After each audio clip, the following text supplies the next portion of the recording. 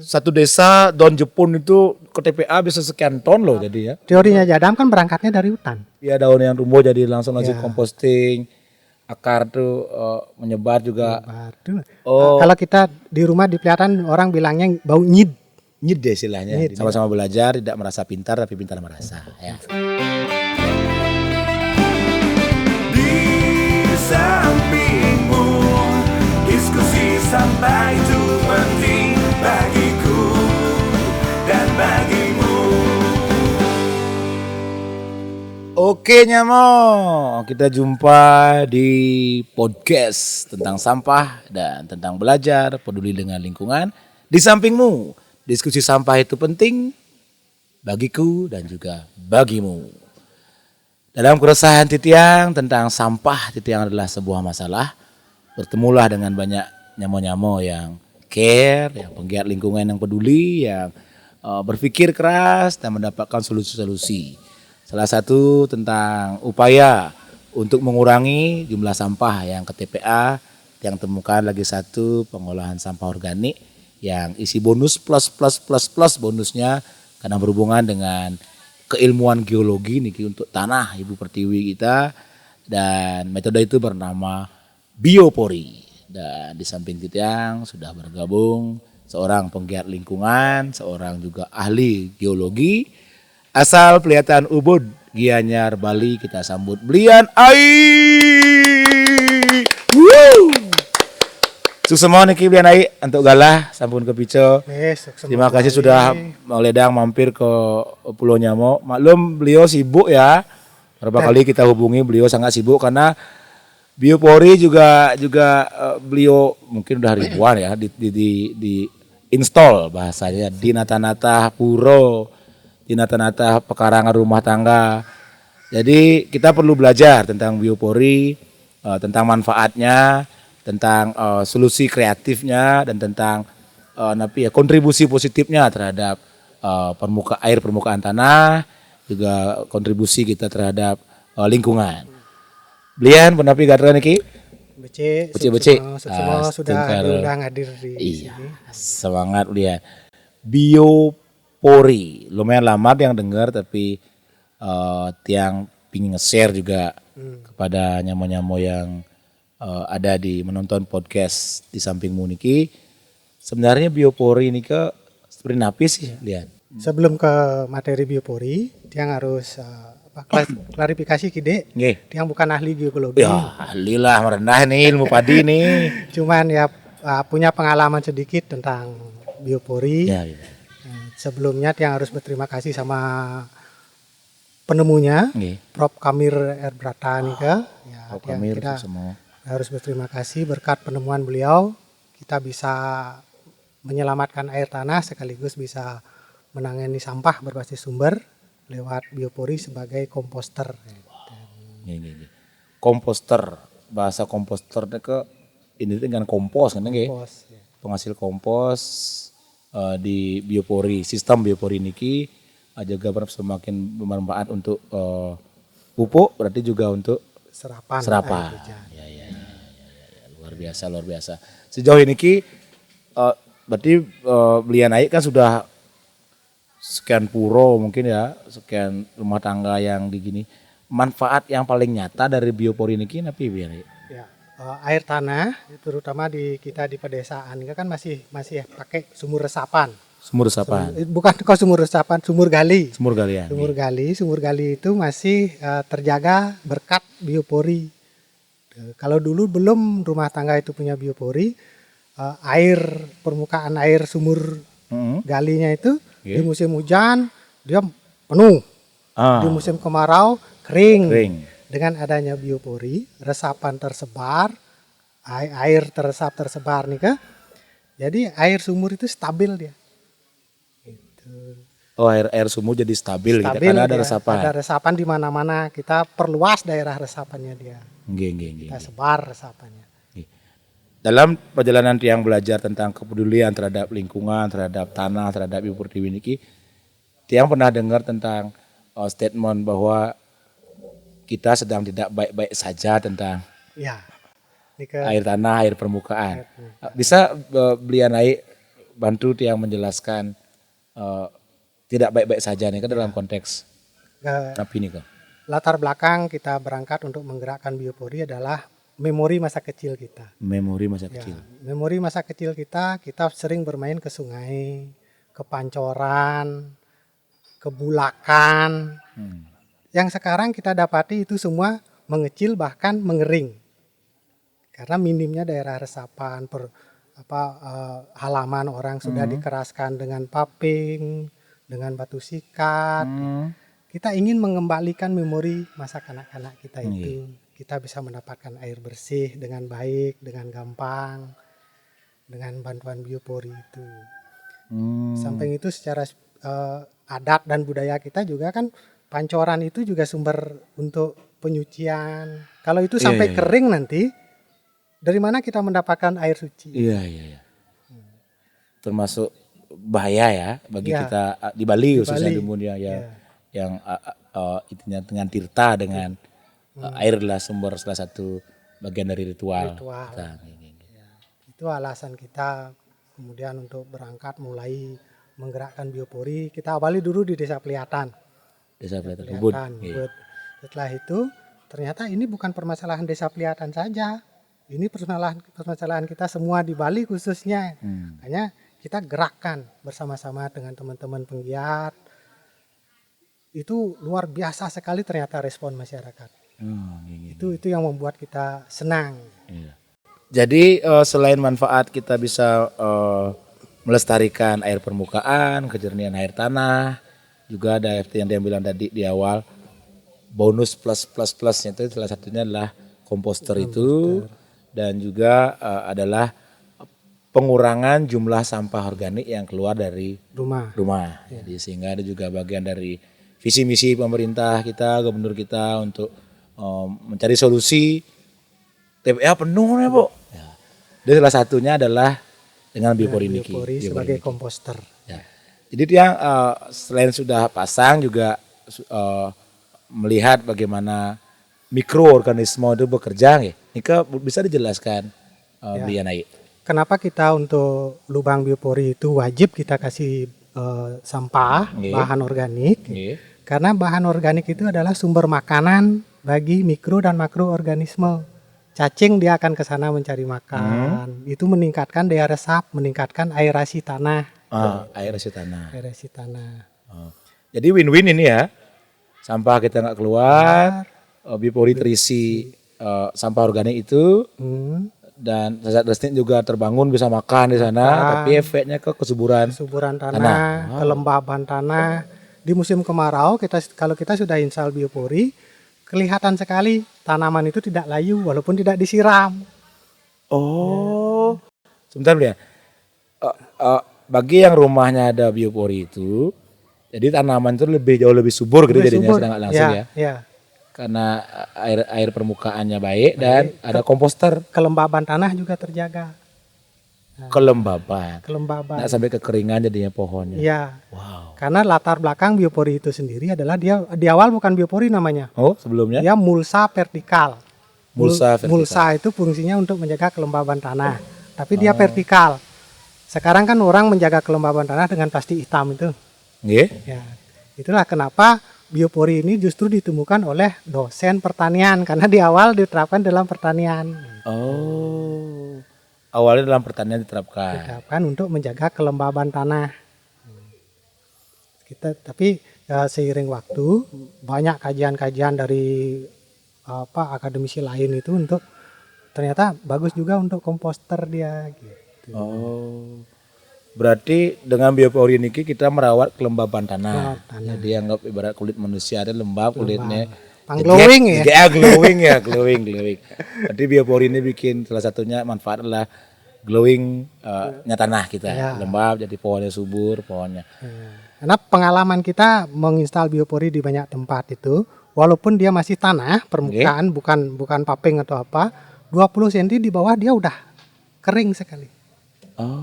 Walaupun di musim hujan yang panjang sekalipun, 20 cm ke bawah dia udah kering. Iya. Begitu kita install beberapa biopori, kita coba cek di musim hujan yang panjang, kita buat di lubang yang berbeda, di lokasi yang beda. memang basah dari atas sampai bawah. Wow. Gitu. Makanya banyak orang berpikir saya masih banyak daerah resapan, tapi sebenarnya dia tidak meresap sempurna. Karena daerah resapannya tidak ada tanaman. Karena tanaman itu yang menjaga kegemburan tanah kan. Luas saja airnya terus nggih. Ya. Rumput gitu kan dia akarnya pendek. Pendek nggih. Ya, tidak seperti pohon-pohon besar. Nggak menyerap ke dalam Ya, nggih. tidak sampai membuat gembur dia. Nah, saran beli ya naik ini terhadap ya Tiang tentang biopori kan kepikiran tentang ya Tiang juga punya pura, namanya Wali pasti punya pura kan. Tiang membayangkan bagaimana biopori itu setiap pura punya biopori, jadi sampah di pura itu tidak perlu keluar. Keluar dia. Ya. Apalagi kalau misalkan bisa masing-masing pemedok, masing-masing penangkil, masing-masing damu hidup betaran ini ke secara sukarela dengan kesadaran penuh ya. Sisa-sisa upakaranya yang sendiri langsung dimasukkan kan keren sekali. Keren ya. ya. Dan itu sudah dilakukan nggih. Sudah kita mulainya di Peliatan. Kenapa gerakan ini begitu mudah diterima? Karena kita mulai masuknya di pura karena punya kesadaran lah untuk itu. Di pura saja diterima, apalagi di rumah tangga gitu. Makanya kita mengawalinya memang dari pura dia. Jadi di pura aja tidak ada masalah. Tidak ada masalah, tidak ada penolakan. Tidak ada penolakan, tidak ada terjadi suatu hal yang mistis atau apapun, apalagi di rumah.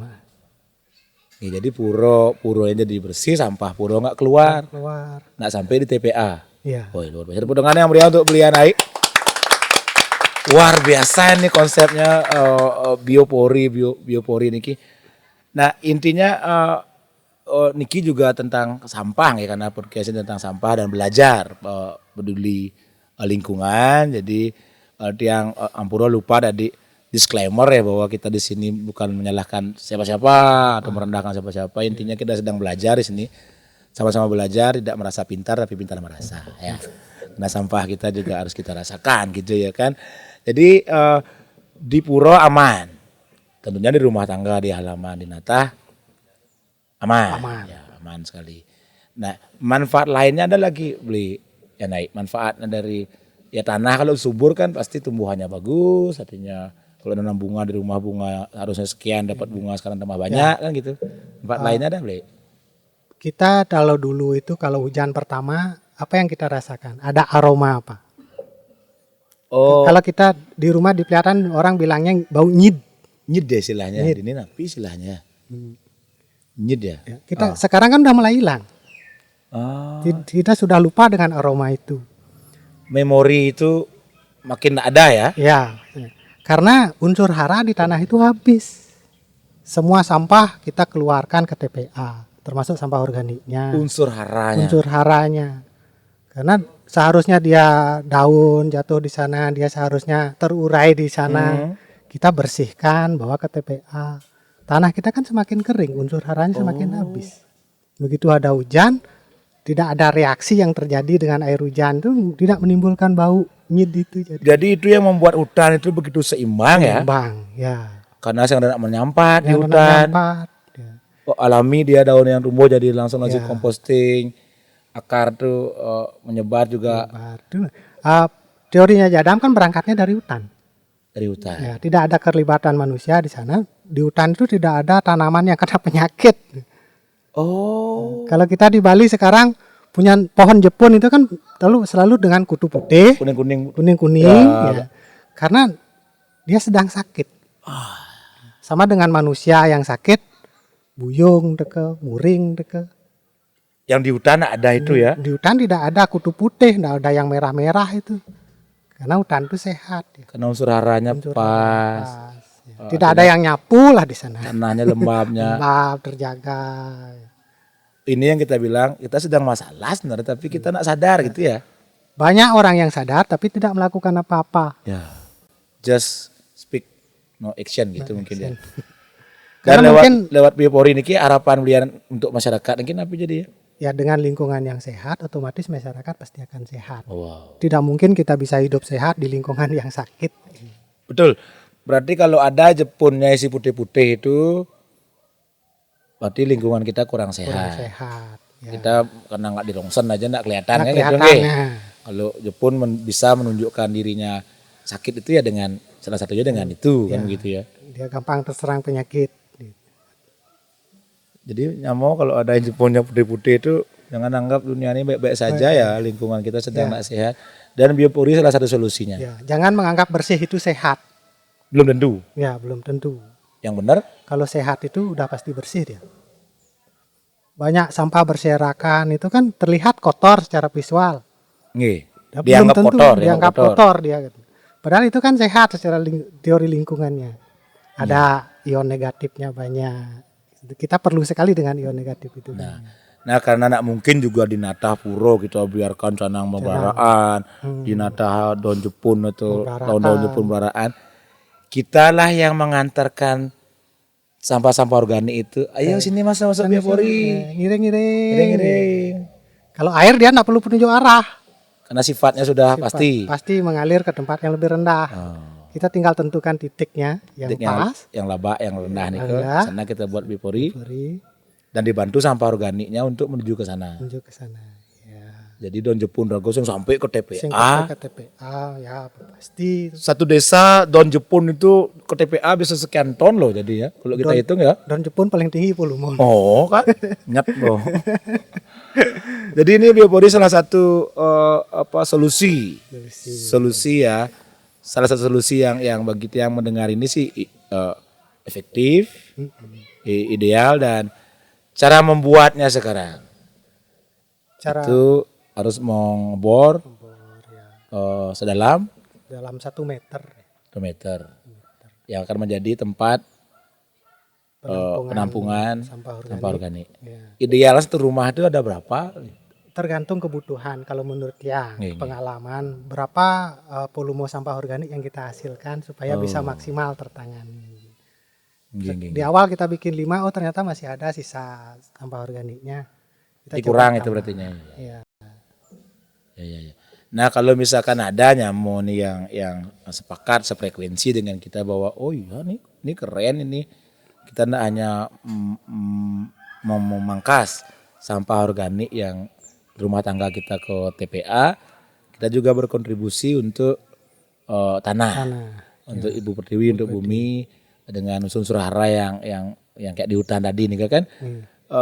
Siapa yang harus dihubungi untuk belajar gitu? Ya.